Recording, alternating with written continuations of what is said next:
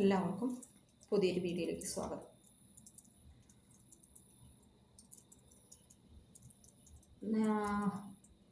എങ്ങനെ തുടങ്ങണം എന്നൊരു ഐഡിയയില്ല.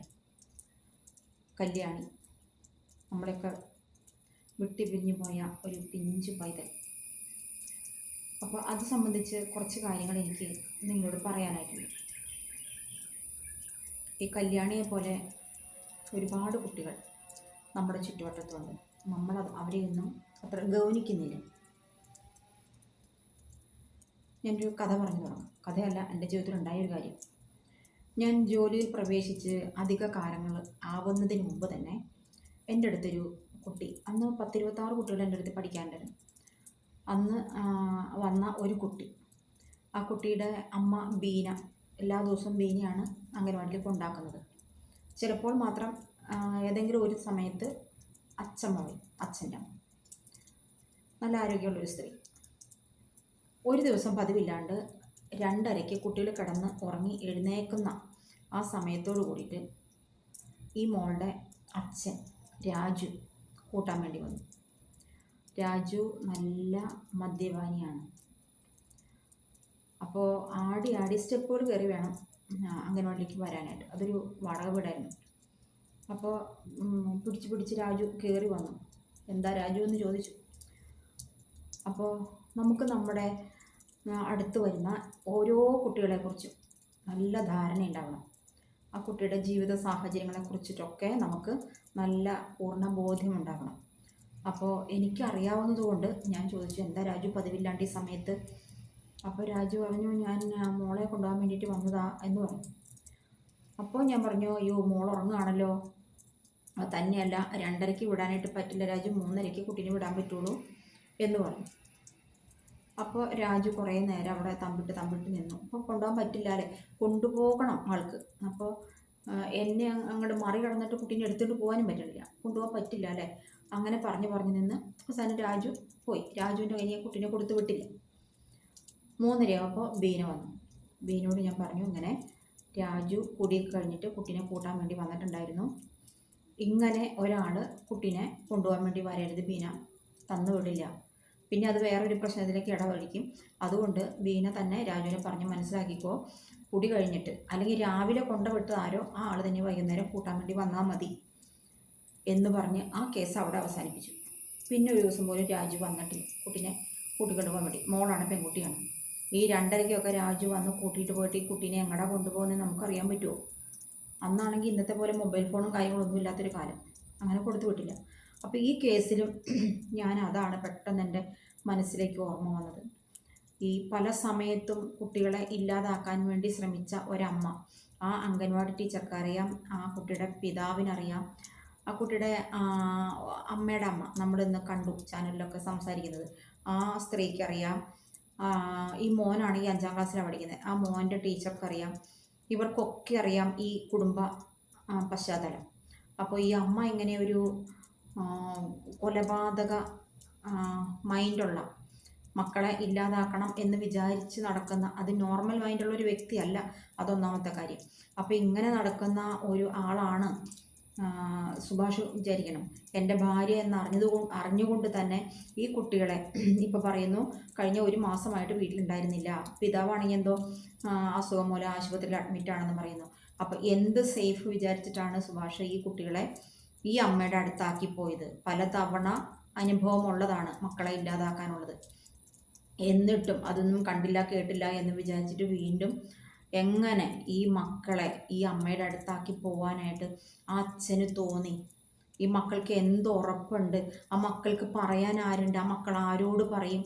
ഇത് പറയാതെ തന്നെ അറിയാവുന്ന കുറച്ച് കൂട്ടങ്ങൾ ചുറ്റിനുമുണ്ട്. അംഗൻവാടി ടീച്ചർ, സ്കൂൾ ടീച്ചർ, അതുപോലെയുള്ള ആളുകളൊക്കെ പറയാതെ, ഈ കുട്ടികൾ പറയാതെ തന്നെ അവർക്കറിയാം. എങ്കിലും അവർ അതിനുള്ള ഒരു നീക്കുപോക്കുകളും ചെയ്യാതെ ഈ കുട്ടികളെ സേഫ് ആക്കാതെ, അംഗൻവാടി ടീച്ചറൊക്കെ വിചാരിച്ച് ഈ സുഭാഷിനോട് സംസാരിക്കാമെന്നല്ലാണ്ട്, ഈ സന്ധ്യ അവരുടെ അമ്മയുടെ കുട്ടികളുടെ അമ്മയുടെ പേര്, അപ്പോൾ ഈ സന്ധ്യയെ പറഞ്ഞ് നേരെയാക്കാനൊന്നും പറ്റില്ല. പക്ഷെ സന്ധ്യയ്ക്ക് തക്കതായൊരു ട്രീറ്റ്മെൻറ്റ് കൊടുക്കാനൊക്കെ ഇവർ ശ്രമിച്ചാൽ സുഭാഷിനെ കൊണ്ട് നിർബന്ധിച്ചതൊക്കെ ചെയ്യിക്കാനൊക്കെ പറ്റുമായിരുന്നു.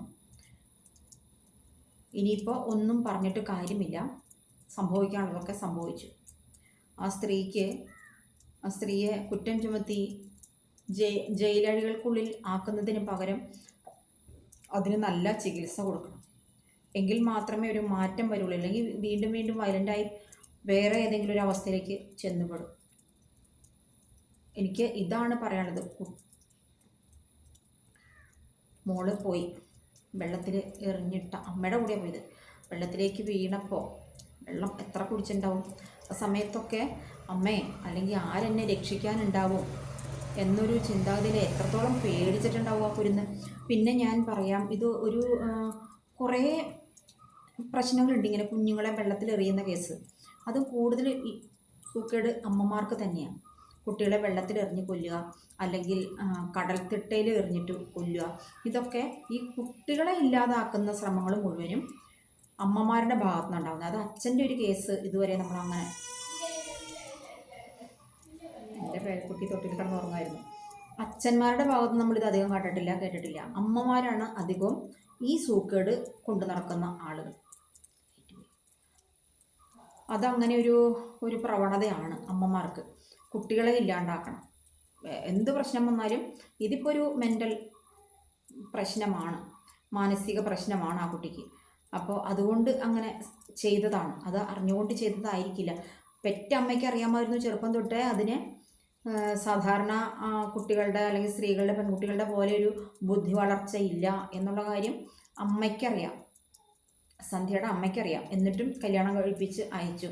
ആ സന്ധ്യയുടെ ഭർത്താവിനെ നമുക്ക് കണ്ടാലറിയാം. ആ ജീവിത നൈരാശ്യം ആ മനുഷ്യൻ്റെ വളരെ പ്രകടമായിട്ട്. മുടിയൊക്കെ ഇപ്പോഴേ തന്നെ നരച്ചാകെ ഒരു ശരിയായ കോലത്തിലല്ല ആ മനുഷ്യൻ. കാരണം കുടുംബജീവിതം ഇങ്ങനെയൊക്കെയാണ്. ഒരു ശരിയല്ലാത്ത ആ അമ്മ പറയുന്നുണ്ട്, ഈ സന്ധ്യയുടെ അമ്മ പറയുന്നുണ്ട്, ഒന്നും പറഞ്ഞാൽ അങ്ങോട്ട് പെട്ടെന്ന് അനുസരിക്കില്ല എന്നുള്ള കാര്യം. അതൊക്കെ അങ്ങനെ ഒരാൾ കുടുംബത്തുണ്ടെങ്കിൽ, അതും 2 കുട്ടികളുടെ അമ്മ, സ്വന്തം ഭാര്യ, വെച്ച് വിളമ്പലും കാര്യങ്ങളൊക്കെ എങ്ങനെ ആയിരുന്നിരിക്കാം. അപ്പം അതിനൊക്കെ തക്കതായ ഒരു ചികിത്സ കൊടുത്ത് നമ്മുടെ കൂട്ടത്തിലേക്ക് കൂട്ടിക്കൊണ്ട് വരാനേ പറ്റുള്ളൂ. തഴഞ്ഞിട്ട് കളഞ്ഞാലാണ് ഇതുപോലെയുള്ള പ്രശ്നങ്ങളൊക്കെ ഉണ്ടാവുക. പാവം കുരുന്ന്. ഇനിയും ഇങ്ങനെയൊന്നും ആവർത്തിക്കാതിരിക്കട്ടെ അല്ലേ. നമ്മൾ എത്രയോ വാർത്തകൾ അങ്ങനെ നിരന്തരം കേട്ടുകൊണ്ടിരിക്കുന്നത്. പാവം മോളെ കല്യാണി ആത്മാവിന് വേണ്ടിയിട്ട്. വേറൊരു കാര്യം, ആ അംഗൻവാടി ടീച്ചറുടെ ഒരു ചിരി ഉണ്ടല്ലോ, അത് അടിപൊളിയായിരുന്നു. ആ കുട്ടിയെ കാണാൻ ഇല്ല എന്ന് പറഞ്ഞിട്ട് ആ ടീച്ചറുടെ അടുത്ത് ചാനലുകാർ ചെന്ന് സംസാരിക്കുമ്പോൾ താഴെ എഴുതിയിരിക്കുന്ന കമൻറ്റുകളുണ്ടോ, എങ്ങനെയാണോ ഒന്ന് ചിരിക്കാനായിട്ട് പറ്റുക? എങ്ങനെ ചിരിക്കാൻ പറ്റും? ഭക്ഷണം കൊടുത്ത് രാവിലെ മൺപാത്രം പോലെയാണ് കുരുന്നുകളെ. അവരെ പേരൻസ് അംഗൻവാടി കൊണ്ടാക്കിയ 3:30 തിരിച്ചങ്ങോട്ട് ഏൽപ്പിക്കുന്നിടം വരെ ഒരു മൺകുടം കയ്യിലേക്ക് ഏൽപ്പിച്ച ആ ഒരു അവസ്ഥയാണ്. അവർ വീഴാതെ പൊട്ടാതെ അല്ലേ, എവിടെയെങ്കിലും ഒന്ന് തട്ടിയാൽ മതി മൺകുടം തകർന്ന് തരിപ്പണാവും. അപ്പോൾ അതുപോലെ കാത്തു സൂക്ഷിച്ച് ടീച്ചറെ എന്ന് പറഞ്ഞിട്ട് ചേർന്ന് നിൽക്കുകയും മടിയിലിരിക്കുകയും ഒക്കെ ചെയ്ത ഒരു കുട്ടിയാണ്. ആ കുഞ്ഞിനെയാണ് അംഗൻവാടിയിൽ നിന്ന് അമ്മയുടെ ഒപ്പം പറഞ്ഞയച്ചിട്ട് വീട്ടിലെത്താതെ കാണാതായത്. അപ്പോൾ എത്രത്തോളം വേദനയും വിഷമവും ആവലാതിയും ആ ടീച്ചറുടെ മുഖത്ത് കാണേണ്ടതാണ്. പക്ഷെ പകരം ആൾ ഭയങ്കര ചിരിയാണ്. അതുപോലെ ആ അമ്മമ്മ ഒരു നിസ്സംഗതാ മനോഭാവം. ആരാ പോയാ. ഇതാണ് നമ്മുടെ സമൂഹം. ഇനിയും ഇങ്ങനെയുള്ള കല്യാണികൾ ആവർത്തിക്കപ്പെടാതിരിക്കട്ടെ.